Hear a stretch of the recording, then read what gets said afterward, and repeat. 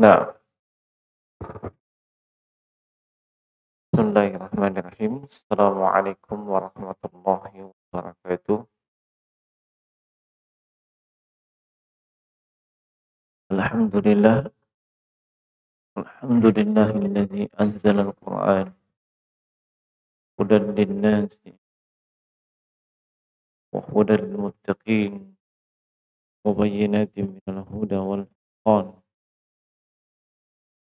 Asyhadu an la ilaha illallah wahdahu la syarika lah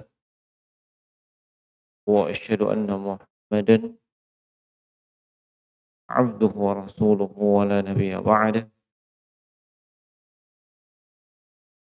Allahumma salli wa sallim wa barik alaihi wa ala alihi wa ashabihi wa man tabi'ahum bi ihsanin ila yaumiddin. Ma ba'd. Ikhwani fid din, azanallahu wa iyyakum ajma'in. Walhamdulillah bi ni'matihi tatimmus shalihat. Kita bersyukur kepada Allah Subhanahu wa taala atas segala limpahan nikmat dan karunia-Nya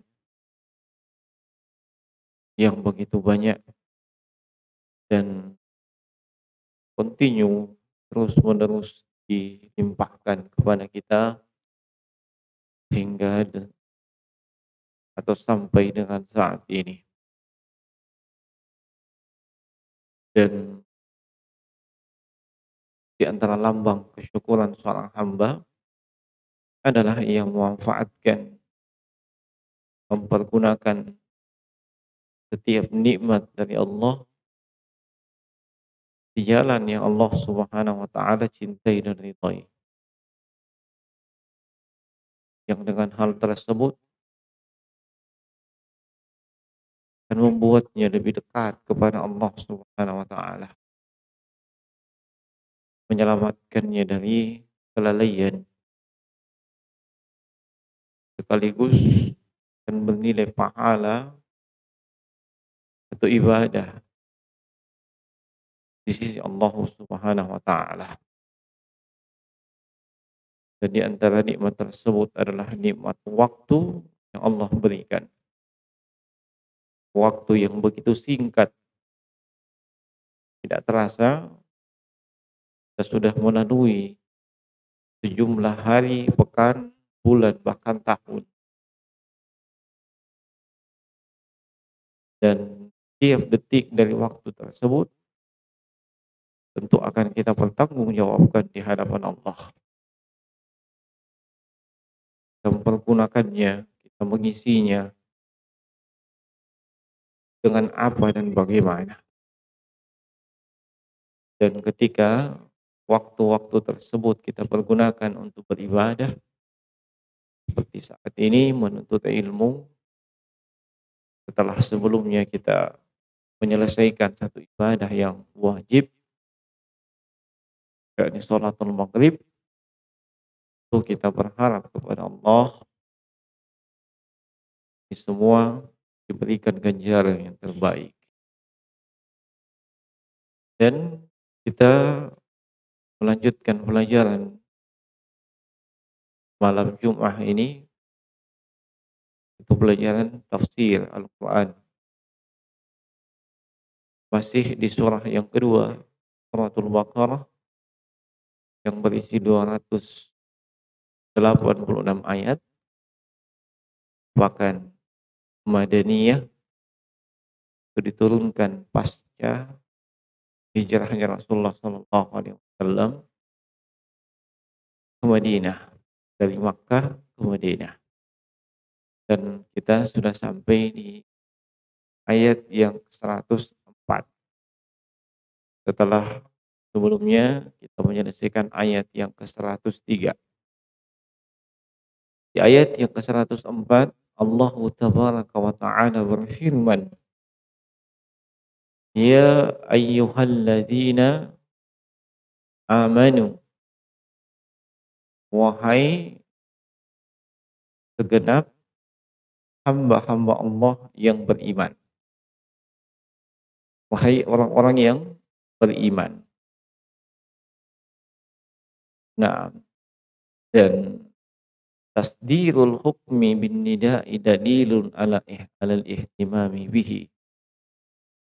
Ketika suatu hukum sandarkan kepada an-nida' panggilan, ya itu artinya panggilan dalam bahasa Arab. Ya, ini menunjukkan dalil yang menunjukkan ihtimamu bihi, perhatian akan hal tersebut. Li'anna nida yujibu intibah dan munadah. Sebab adanya panggilan nida dalam bahasa Arab, ini konsekuensinya yang dipanggil, orang yang dipanggil itu akan intibah, akan perhatian. Tsumma nida biwasfil iman dalilun ala anna tanfidh hadzal hukmi maqtadayatul iman. Kemudian nida itu sifati dengan keimanan, panggilannya untuk hamba-hamba yang beriman. Ini menunjukkan bahwa hukum ini merealisasikan, melaksanakan hukum yang disebutkan dalam ayat tersebut adalah merupakan konsekuensi keimanan. Merupakan konsekuensi keimanan. Dan sudah kita biasa menyampaikan penjelasan Abdullah bin Mas'ud radhiyallahu anhu jika kita mendapati firman Allah, ya ayyuhalladzina amanu, wahai orang-orang yang beriman. Kata beliau apa? Fa'al'aha sam'ak. Ya, buka baik-baik telinga Anda. Dengarkan baik-baik maksudnya. Kenapa? Fa innahu khairun ya'muru bih aw syarrun yunha anhu. Sebab hanya ada dua kemungkinan.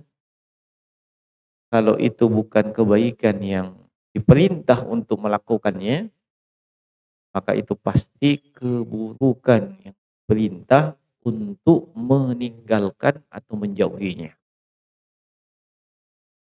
Dan di ayat ini Allah Subhanahu wa taala berfirman, la taqulu. Ini la termasuk la nahi. La nahi la pelarangan.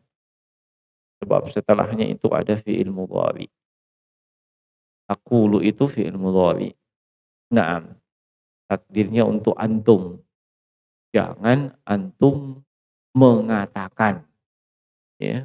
Nah, asalnya taquluna, tapi di hudzifatin nun, ya, dihapus nunnya, disebabkan masuknya la nahi. Jangan kalian mengatakan ra'ina, ya. Ra'ina ini maknanya adalah al-mura'atu. Al-mura'atu wa hiya al-inayatu bisyai'i wal muhafazatu 'alaih. Yang dimaksud dengan ra'ina yaitu perhatikan, ya, perhatikan kami. Nah, dan dahulu para sahabat, ya, ketika mereka hendak berbicara atau ngobrol bersama dengan Rasulullah sallallahu alaihi wasallam, mereka biasa katakan, "Ya Rasulullah, ra'ina." "Ya Rasulullah, tolong perhatikan." Minta perhatiannya. Nah, wa kana al-yahud, dan adapun kaum Yahudi, ya, mereka juga mengatakan ya Muhammad ra'ina, ya, sama kalimatnya ra'ina. Tetapi kaum Yahudi ini yang berbicara kepada Nabi yuriduna biha makna syai'an. Dia menginginkan makna yang lain dari kalimat tersebut. Bukan seperti yang difahami oleh para sahabat. Nah, makanya dalam sejumlah riwayat yang disebutkan oleh para ulama tafsir dalam tafsir mereka, dulu para sahabat jika mendengarkan kaum Yahudi mengatakan ya Muhammad ra'ina, mereka anggap itu adalah pujian, sanjungan untuk nabi-nabi di kalangan mereka dahulu. Nah, olehnya dalam riwayat tersebut disebutkan sejumlah sahabat radhiyallahu anhum kemudian menyebut juga yang sama. Nah, menyebut juga dengan ucapan yang sama. Tetapi ternyata kaum Yahudi mengucapkan ra'ina itu adalah isim fa'il dari kata ru'auna. Jadi bukan al-mura'ah, tapi ru'auna. Isim fa'ilnya ru'auna. Nah, makna isim fa'il tersebut ialah bahwa Rasulullah itu adalah ra'in. Ya, apa artinya ra'in? Hamak. Hamak itu artinya dungu, bodoh, tolol. Iya. Nah, itu yang diinginkan oleh si Yahudi memanggil Nabi. Ya, kalimatnya sama, ya. Nah, tapi ketika kalimat tersebut memiliki makna yang berbeda, nah ini kebiasaannya kaum Yahudi memang, ya. Nah, itu digunakan oleh kaum Yahudi. Kebiasaan kaum Yahudi memang begitu. Banyak disebutkan dalam Al-Qur'an. Mereka yuharrifuna al-kalima an mawadhi'ihi. Berubah-ubah kalimat yang mengandung makna tidak seperti yang dipahami oleh kebanyakan orang. Iya, contoh saja ketika Nabi menegur Aisyah radhiyallahu anha, ya, eee, terhadap kaum Yahudi yang memberi salam, ya. Nah, kata mereka, "Assalamualaikum."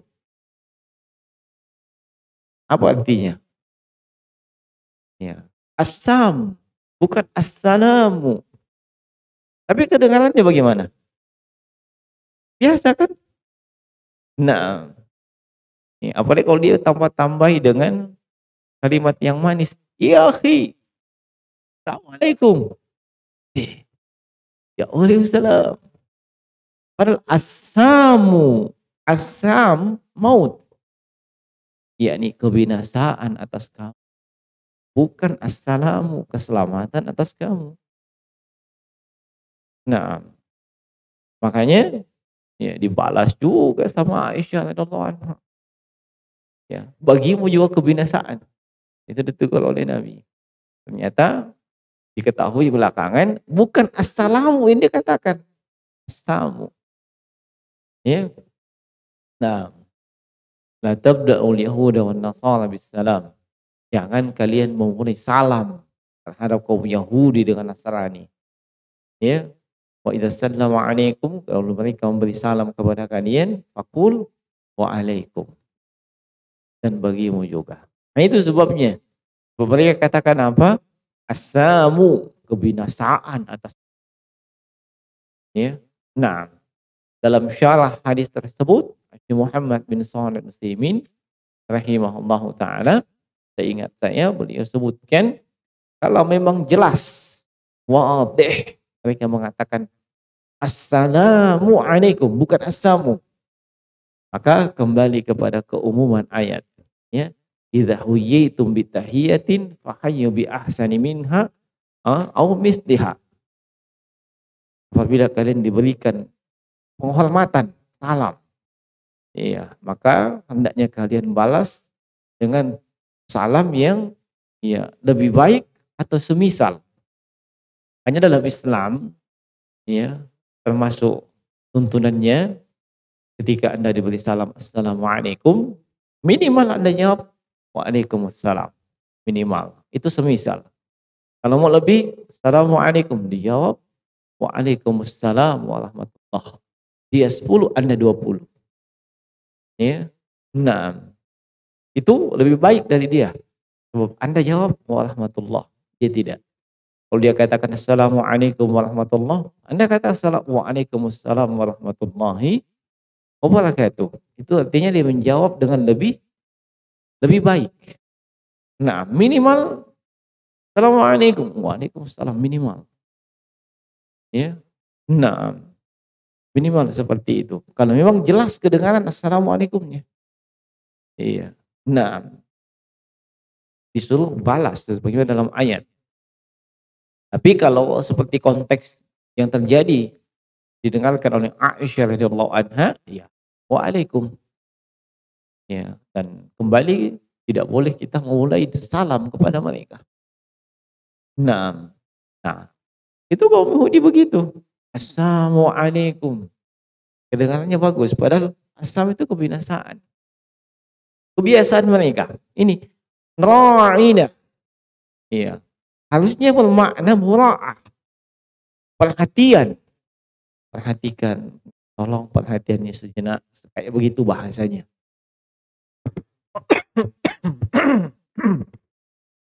Tapi bukan itu makna yang diinginkan. Dia menginginkan makna ra'ina adalah isim fa'il dari kata lu'una.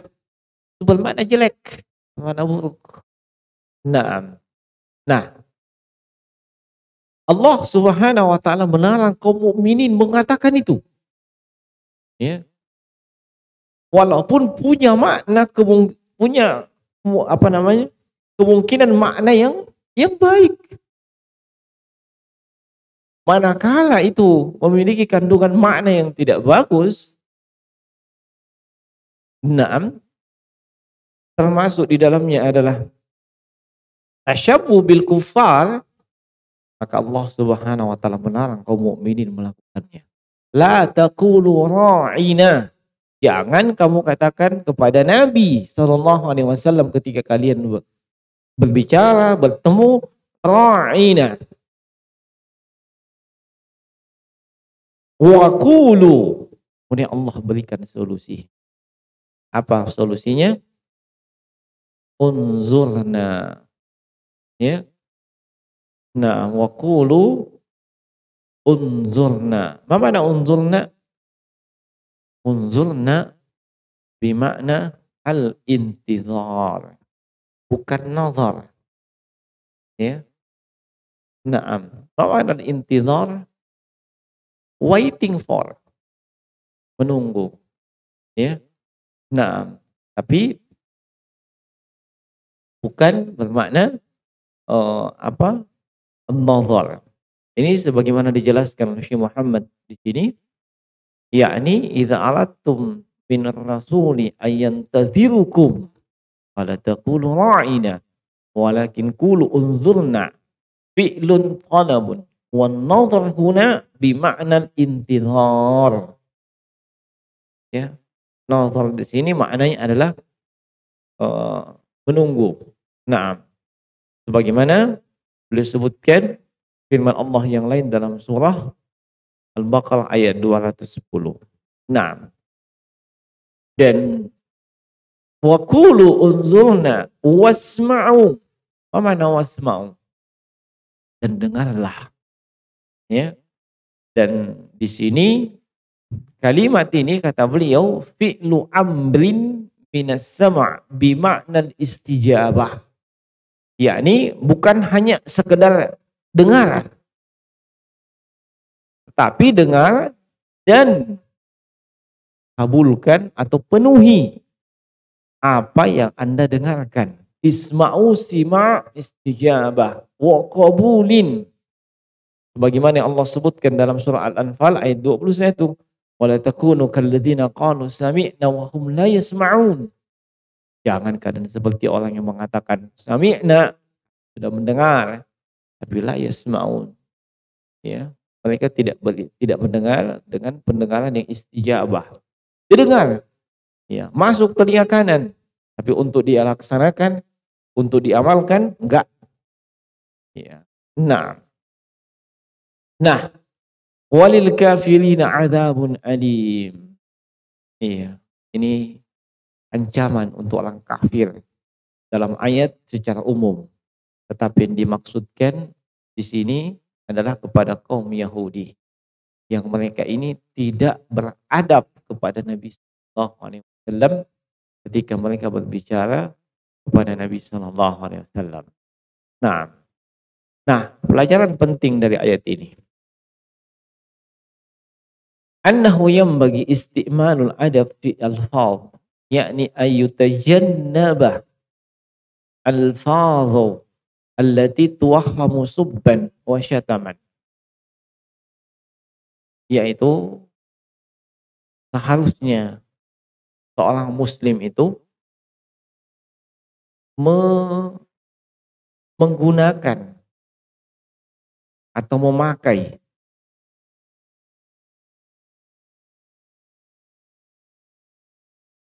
lafaz-lafaz yang baik. Dia beradab di dalam mengucapkan kata atau kalimat,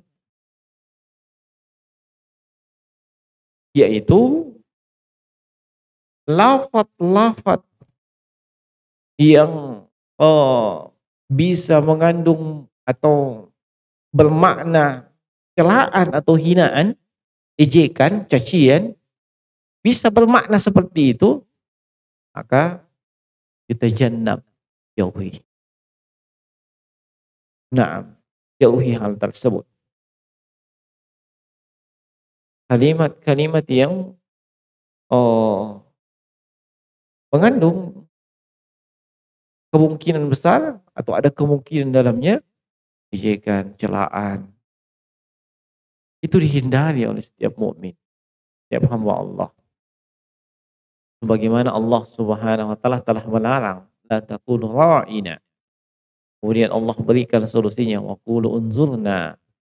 Nah, wa minha, di antara faedah dari ayat ini, annal imana maqtadin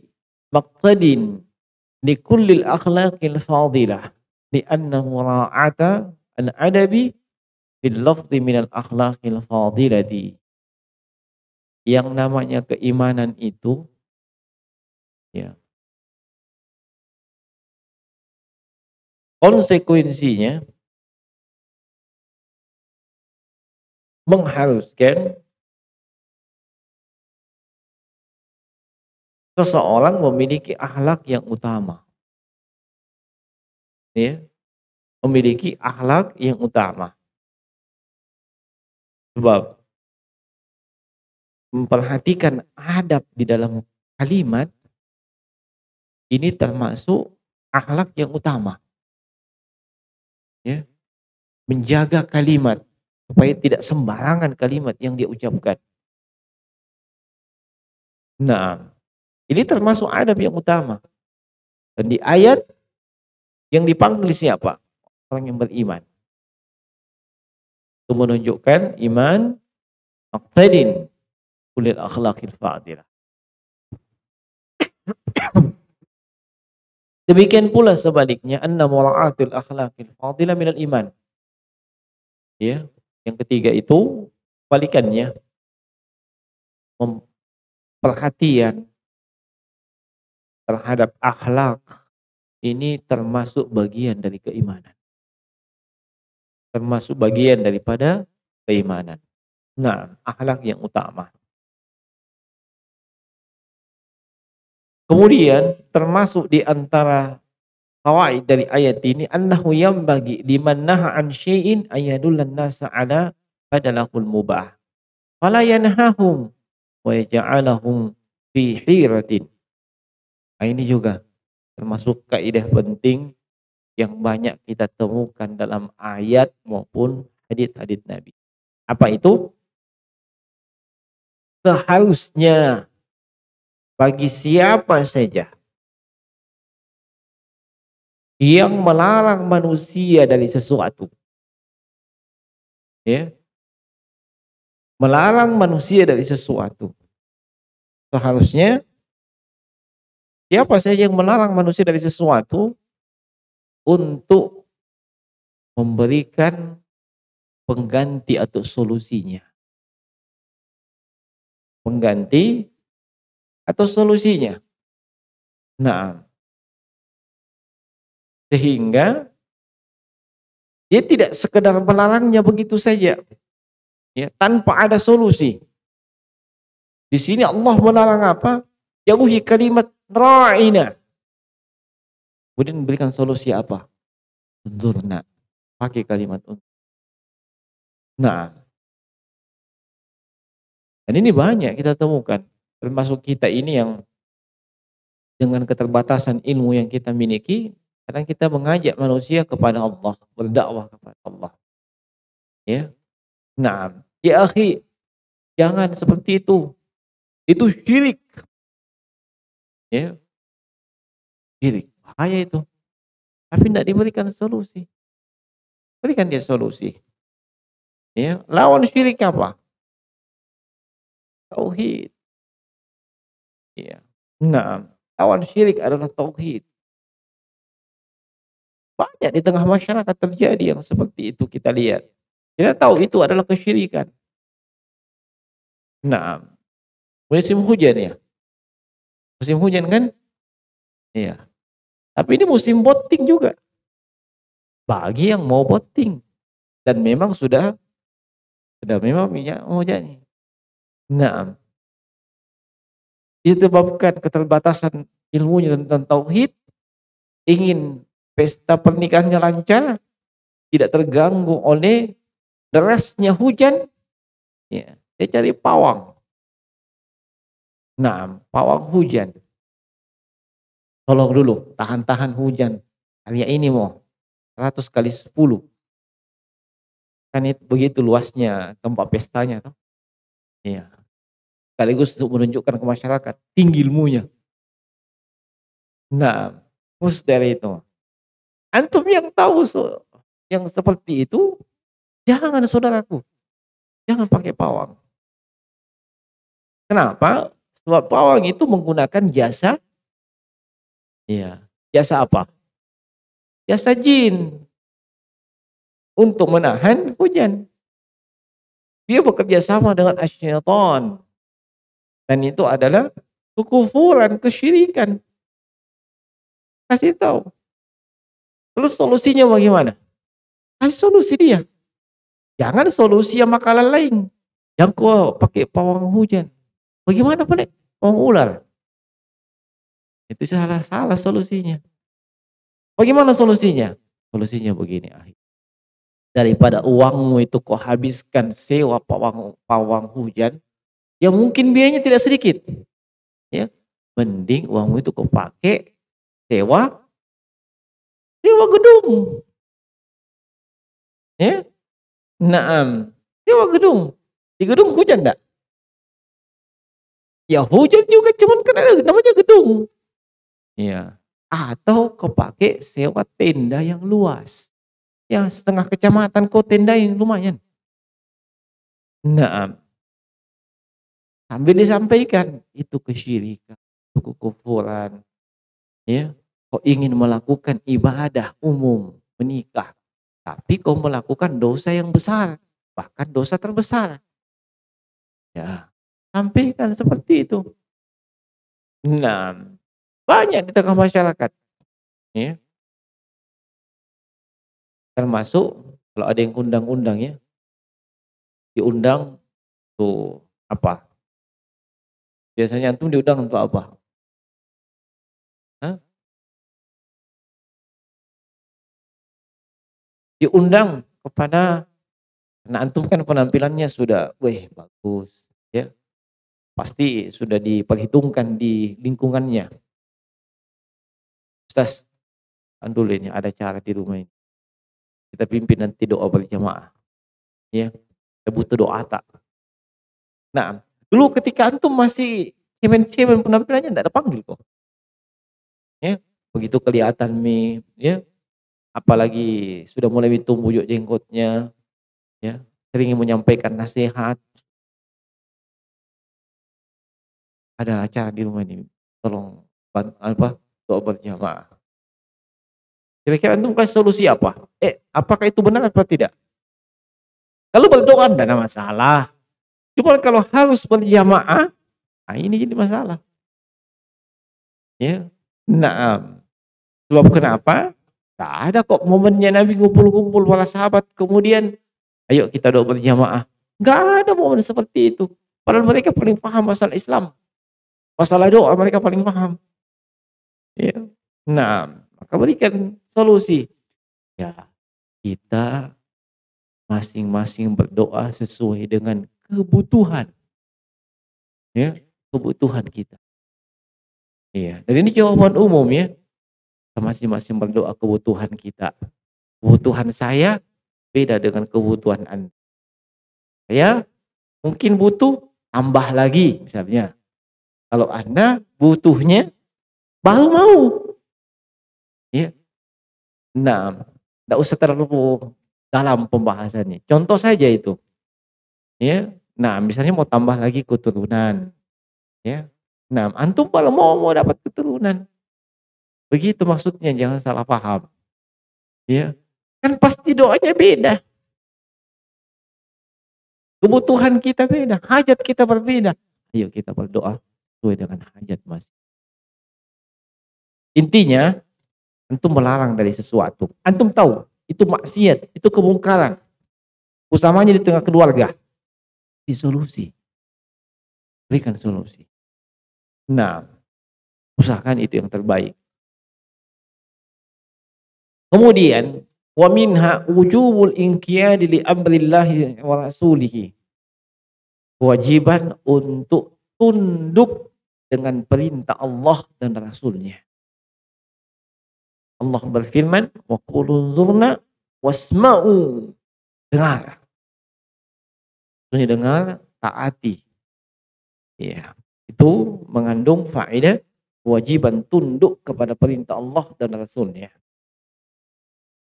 Kebalikannya, yang keenam, at-tahdzir min mukhalafati amrillah. Peringatan dari menyelisihi perintah Allah. Sebab kenapa? Wa annaha min a'madil kafirin. Sebab menyelisihi perintah Allah itu termasuk perbuatannya, termasuk amalannya orang kafir. Yang orang kafir diancam walil kafirina azabun alim. Nah, faedah yang berikutnya, faedah yang terakhir, faedah ini iya, kita ambil dari tafsir iya, Imam Ibnu Katsir rahimahullahu taala. Apa itu? Yaitu larangan menyerupai orang-orang kafir. Larangan menyerupai orang-orang kafir. Nah, dari mana kita dapat faedah tersebut? Allah Subhanahu wa taala menyebut berfirman, ya ayyuhalladzina amanu la taqulu ra'ina wa qulu zurna. Ya. Kata Al-Imam Ibnu Katsir rahimahullah, nahallahu ta'ala al-mu'minina an yatashabbahu bil kafirina fi maqalihim wa fi'alihim. Allah dalam ayat ini telah melarang hamba-hambanya yang beriman tasyabbahu, menyerupai orang kafir pada ucapannya dan perbuatan mereka. Wa dzalika annal yahuda kanu yu'anuna minal kalami ma fihi tawliyatun lima yaqsidunahu min tanqisi'ah. Naam. Apa contohnya? Sebab kaum Yahudi mereka menginginkan dari ucapan tersebut ra'ina, ya, ini sindiran dan hinaan. Semoga Allah melaknat mereka. Kepada siapa? Kepada Nabi SAW. Dan itu dilakukan oleh mereka, kaum Yahudi. Nah, ini pelajaran yang disebutkan Al-Imam Al-Hafiz Ibnu Katsir rahimahullahu taala. Larangan, dan itu hukumnya haram, menyerupai orang kafir. Ya. Nah, di dalam hadis Abdullah bin Umar bagaimana dikeluarkan oleh Imam Abu Daud As-Sijistani dalam sunannya, hadis yang sahih. Man tasyabbah biqaumin fahuwa minhum. Siapa yang menyerupai pada suatu kaum, maka dia akan digolongkan seperti, iya, larangan untuk menyerupai mereka pada sesuatu yang menjadi kekhususan dan ciri khas mereka. Ciri khas orang kafir. Ucapan-ucapannya, perbuatannya, amalannya, ibadahnya, perayaannya. Jangan coba-coba. Nah, oh iya, sekarang tanggal berapa?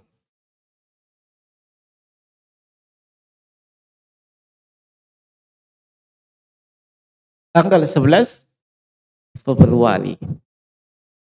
Nah, tanggal 14 Februari biasanya terjadi sesuatu. Ya. Nah, apa yang terjadi pada tanggal 14 Februari? Iya. Itu disebut dengan hari Valentine. Ya, hari kasih sayang. Katanya. Ya. Disitulah orang yang sedang CINTA, ya, saling memberikan hadiah. Ada yang bawa bunga, ya, kayak mau pergi kuburan, bawa bunga. Nah, ada yang bawa coklat, ya. Jadi perempuannya dibawakan coklat. Perempuannya kasih mie, mau kok apa? Kasihku juga. Ya. Nah, jadi harga dirinya seharga coklat.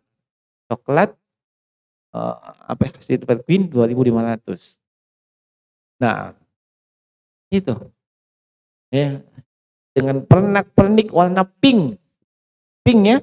Pink. Ya mega pink. Ya. Nah, subhanallah. Anda tahu itu perayaan apa? Itu perayaan maksiat. Itu perayaan orang kafir. Ya. Dalam banyak versi sejarah yang saya ketahui, sebab itu Valentine banyak versi sejarahnya. Ya, salah satu yang paling populer, paling masyhur. Ya, dahulu ada seorang uskup yang namanya, ya, Valentine. Belakangan baru dinobatkan jadi Santo Valentine. Nah, asalnya katanya dari Genoa. Genoa itu Italia. Ya, dia ketika itu hidup di masa, ya, Kaisar Claudius II, Raja Romawi. Claudius II. Ini Raja Romawi, dia ambisius. Ambisiusnya apa? Bala tentaranya itu, nah lihat, malamah, melempem. Ternyata diusut, karena mereka ini sudah menikah. Sudah menikah madodong mi. Ya, atau masih pacaran. Namanya orang pacaran, orang kafir kan pokoknya bisa. Iya. Itu penyebabnya, makanya dikeluarkan peraturan, perundang-undangan. Bala tentara yang masih muda ini tidak boleh menikah dulu. Supaya bisa menang dalam peperangan melawan kaum muslimin. Nah, itu peraturannya. Nah, ini ditentang, tidak disetujui oleh si Om Valentino. Nah, dia menikahkan pasangan sejoli dari tentara, seorang tentara yang muda, dia menikahkan. Kamu sekali, Bibing. Ya, mau dia apa kalau mau sekali, Bing? Ya, ada Om panainya mungkin, lengkap nih. Ya. Nah, kasih cepat. Ditahu sama raja, Kaisar Claudius II. Jadilah dia martir di penjara. Ya. Kemudian di tanggal 14 Februari di tahun 287 Masehi, Sambaki dipenggal kepalanya. Itulah kemudian yang diperingati 14 Februari yang terjadi pada tahun 287 Masehi. Hari kasih sayang mengenang martirnya Santo Valentin. Bahkan di Irlandia dibuatkan altar khusus. Dia adalah orang khusus, dia orang suci, rela mati untuk cinta dan love. Peringatan perayaan orang kafir. Oh, muslimin ikut-ikutan. Nah, man tasyabbah biqaumin fahuwa minhum. Siapa yang menyerupai satu kaum digolongkan seperti itu.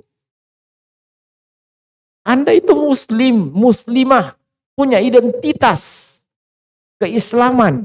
Harusnya Anda bangga dengan itu. Sebab identitas keislaman Anda tiket untuk mendapatkan ridho dan rahmatnya Allah. Dan itu untuk mencapai surga Allah Subhanahu wa taala. Nabi sallallahu alaihi wasallam sangat memperhatikan itu masalah tasyabbuh. Jangankan dalam soal ibadah, dalam persoalan-persoalan biasa saja, penampilan saja, Nabi sangat tidak menginginkan ada umatnya tasyabbuh. Ya.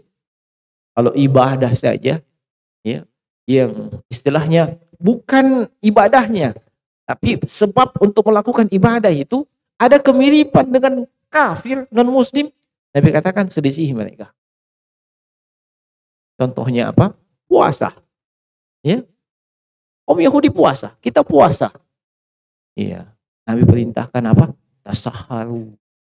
Makan sahur kok. Kenapa? Yahudi kalau puasa tidak makan sahur. Padahal bukan ibadahnya tuh, bukan puasanya. Sampai puasanya saja ketika di Madinah.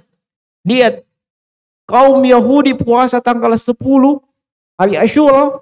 Saya perintah, seandainya saya hidup tahun depan, saya akan puasa tanggal 9 dan juga tanggal 11. Supaya tidak sama. Perhatian Nabi. Itu menunjukkan tidak main-main itu masalah tasyabbuh. Nah, penampilan saja. Apa saja penampilan ji? Khaliful majus. Selisihilah kaum majusi, selisih orang kafir. Pangkas kumismu. Biarkan jenggotmu tumbuh. Untuk apa? Menyelisihi mereka. Sebab kau tidak sama dengan mereka. Ini malah kaum muslimin ada yang bangga. As tebal di sini, nah cukur di sini. Ya, nah model-model. Masya Allah. Maksudnya apa jemaah sekalian? Dalam kehidupan, dalam perkara yang umum saja, kalau itu betul-betul menyerupai mereka, jangan kau ikut-ikutan.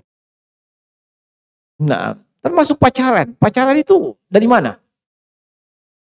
Ya, bukan dari Islam. Islam tidak mengenal pacaran sebelum ijab kabul. Dengar kau topik itu? Tidak mengenal pacaran sebelum ijab kabul. Islam hanya mengenal pacaran setelah ijab kabul. Sudah ijab kabul, silahkan pacaran. Halal. Terserah yang mana mau sambaki. Tidak ada masalah. Tapi sebelum ijab kabul, jangan kau coba-coba. Sebab kenapa? Pasti ada yang setan yang ketiga. Ketika dua orang yang bukan mahram berduaan, pasti ada setan yang ketiga. Setan tidak mungkin mengajak kepada kebaikan. Tidak mungkin ada setan mengajak. Kamu cepat nikah. Ya.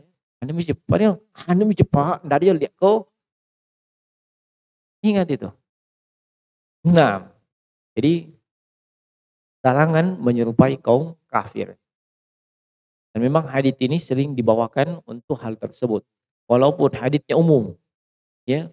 Umumnya bagaimana? Larangan menyerupai kaum, bukan cuma kaum kafir. Siapa yang menyerupai kaum fasik digolongkan seperti fasik.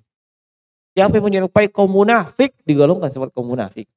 Dan siapa yang menyerupai kaum mukminin dia akan digolongkan sebagai kaum mukminin. Begitu maksud dari keumuman hadis tersebut. Nah, ini beberapa pelajaran yang sempat kita ingatkan terkait dengan ayat ke-104 dari suratul Baqarah, yang benar hanya datang dari Allah Subhanahu wa taala, yang keliru dari kami subhanakallahumma wa bihamdik, astaghfiruka wa atubu ilaik. Assalamualaikum warahmatullahi wabarakatuh.